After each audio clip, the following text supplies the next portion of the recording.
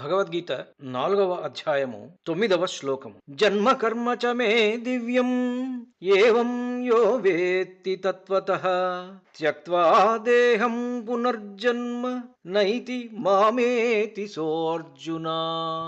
జన్మ కర్మ చ మే దివ్యం ఏవం యో వేత్తి తత్వతః త్యక్త్వా దేహం పునర్జన్మ నైతి మామేతి సోర్జున.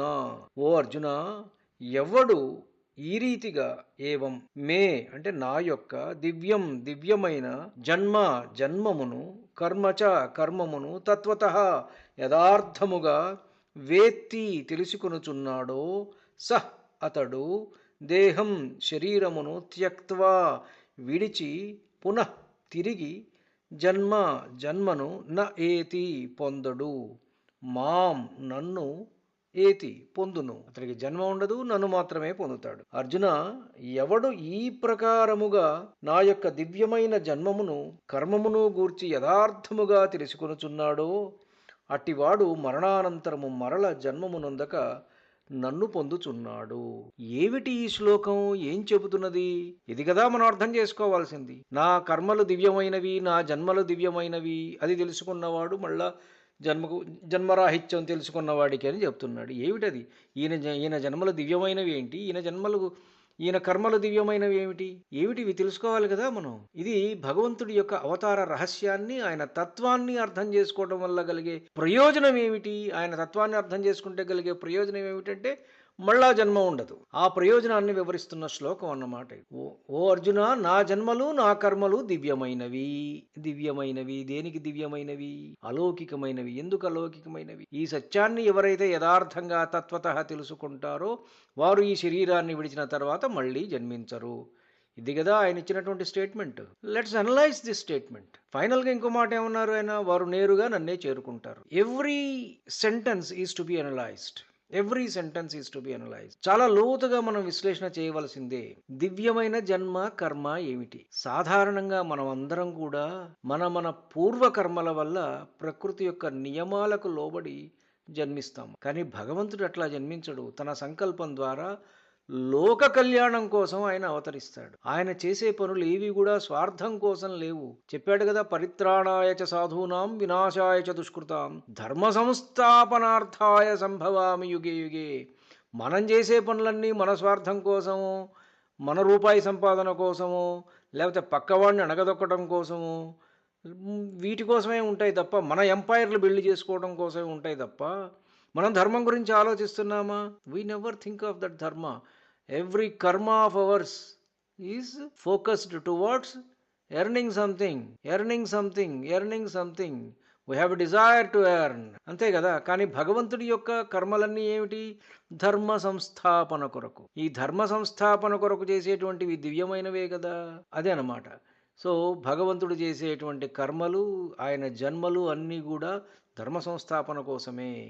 అయితే ఈ తత్వాన్ని యథార్థంగా భగవంతుణ్ణి తెలుసుకోవటం అనేటువంటిది ఒక ముఖ్యమైన విషయం. ఆ తత్వాన్ని తెలుసుకోవాలి. భగవంతుడు కేవలం ఎవరో చారిత్రక పురుషుడో లేక ఇంకోటో హీరోనో అనో కాకుండా ఆయన వెనక ఉన్నటువంటి పరమాత్మ తత్వాన్ని మనం అర్థం చేసుకోవాలి. ఈ తత్వాన్ని గనక అర్థం చేసుకుంటే బ్రహ్మవిద్ బ్రహ్మైవ భవతి అని ఉపనిషత్తు చెప్తోంది మనకు. బ్రహ్మాన్ని తెలుసుకున్నవాడు బ్రహ్మైవ భవతి, బ్రహ్మమే అయిపోతాడు. ఎవరైతే బ్రహ్మం గురించి తెలుసుకుంటారో వాడు బ్రహ్మమే అవుతాడు. అంతే. వాడికి తెలిసిందంటే he's part of it, he's none other than that. కాబట్టి బ్రహ్మం అయిన వాడు మాత్రమే బ్రహ్మాన్ని తెలుసుకునగలడు. బ్రహ్మాన్ని తెలుసుకున్నవాడు బ్రహ్మం అవుతాడు. ఇది ఒక భలే గమ్మత్తు అయినటువంటి ఇదన్నమాట. సో అటువంటి వాడికి పునర్జన్మ రాహిత్యము అని చెప్తున్నారు భగవంతుడి తత్వాన్ని గ్రహించిన వ్యక్తికి ప్రాపంచిక బంధాలన్నీ కూడా తొలగిపోతాయి.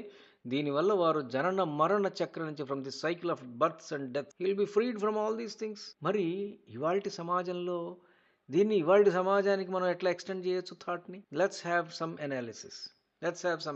What is the purpose of our doing purpose of our karma, purpose of our action? All our actions are selfish, but the actions of God, they are all divine. అవి నిస్వార్థమైనటువంటివి. మనం చేసే పనుల వెనక కేవలం స్వార్థం, ఫలితం మీద ఆశ మాత్రమే ఉన్నాయి. సమాజానికి ఎలా ఉపయోగపడుతుంది నా పని అని ఆలోచిస్తున్నామా? We never think of it. అది చేస్తే he will become god, none other than that. చాలా మంది మనం ఏం చేస్తున్నాం? దేవుణ్ణి నాకు అది ఇవ్వు, నాకు అది ఇవ్వు, నాకు ఒక ₹1,00,00,000 ఇస్తే నీకు 10% ఇస్తా. ఆయన నీకు ₹1,00,00,000 ఎందుకు ఇవ్వాలి? నువ్వు ఆయనకి 10% ఎందుకు ఇవ్వాలి? ఆయన దగ్గర నుంచి ₹1,00,00,000 నీకు ఇస్తాడు, నీకు ఇవ్వాలట. నువ్వేమో 10%, 10 lakhs ఇస్తావాట. ఏంది ఇది? What kind of a bargain it is? We are just bargaining with God. We do not have that devotion for God. We are not praying God for something which is common good or which is good, which is for dharma sansthapana. We don't do that. మనం ఎంతకు ఏంటంటే we are bargaining. భగవంతుడి కోసం ప్రార్థించట్లేదు. ఓ పరమాత్మ, నువ్వెవరో నాకు తెలియజేయి అనే ఆ మూర్తి ముందు ఏడుస్తామో, మన ఇంట్లో ఏడుస్తామో, ఏదో రకంగా భగవంతుడి కోసం మనం తపించాలి. తపించినప్పుడు తనను తాను ఆయన రివీల్ చేస్తాడు, తెలుసుకుంటాడు. అప్పుడు నువ్వు బ్రహ్మవిద్, ఆ బ్రహ్మాన్ని తెలుసుకున్న వాడివి అవుతావు. అప్పుడు నువ్వు బ్రహ్మమే అవుతావు. అప్పుడు నీకు పునర్జన్మ అనేటువంటిది ఉండదు. భగవంతుడి యొక్క శాశ్వత తత్వాన్ని గుర్తించినప్పుడు ఈ జీవితంలో వచ్చే తాత్కాలిక కష్ట సుఖాల పట్ల మనం స్పందించడం ఏముంది? అసలు ఏం ఉండదు. కష్టము లేదు, సుఖము లేదు. కావడి కొయ్యేనోయ్, కుండలు మొన్నేనోయ్, కనుగొంటే సత్యమింతేనోయ్. You come on, try to find out the truth. కలిమీలేములు కష్ట సుఖాలు కనుగొంటే అంటాడు కదా ఆయన. కావడి కొయ్యేనోయ్, కుండలు మన్నేనోయ్, ఇవన్నీ కూడా దట్స్ ఆల్. కాబట్టి మనకి ఏ విధమైన స్పందన ఉండదు భగవంతుడి గురించి తెలుసుకుంటే. ఎవ్రీథింగ్ ఈజ్ న్యాచురల్ అనిపిస్తుంది. సహజమైనటువంటిది.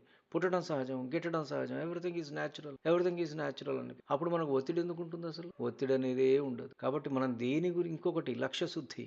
మనం దేని గురించి నిరంతరం ఆలోచిస్తామో అదే అవుతాం. ఇవాళ కొత్త ఈ పర్సనాలిటీ డెవలప్మెంట్ వాళ్ళు లా ఆఫ్ అట్రాక్షన్ అని చెప్తున్నారు. వాట్ ఎవర్ యూ థింక్, నువ్వు అదే అవుతావు, అదే నీ దగ్గరికి వస్తుందని చెప్పి. భగవంతుడి గురించి ఆలోచించు, నువ్వు భగవంతుడి అవుతావు.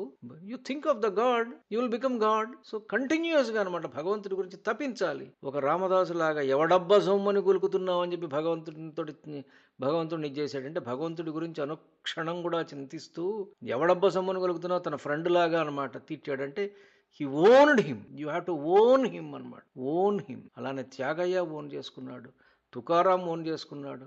రావమ్మ, భగవంతుడు నన్ను పైకి తీసుకెళ్తున్నాడు, పుష్పక విమానం వచ్చిందంటే ఆయన భార్య ఏదో సర్దుకుంటూ కూర్చుంది, ఈయన కామ్గా ఎక్కి వెళ్ళిపోయాడు. భగవంతుడే అంతే, only God. So you think of the God, that is the ultimate. కాబట్టి శ్రీకృష్ణ పరమాత్మ ఈ శ్లోకం ద్వారా మనకు చెబుతున్నది ఏమిటంటే, ఆయనని కేవలం విగ్రహంగానో, ఒక ఫోటోగానో, లేకపోతే ఇంకోటోగానో చూడకుండా, ఆయన ప్రబోధించినటువంటి ధర్మం మరియు ఆయన చూపించినటువంటి ఆసక్తి లేనటువంటి నిస్వార్థ కర్మ.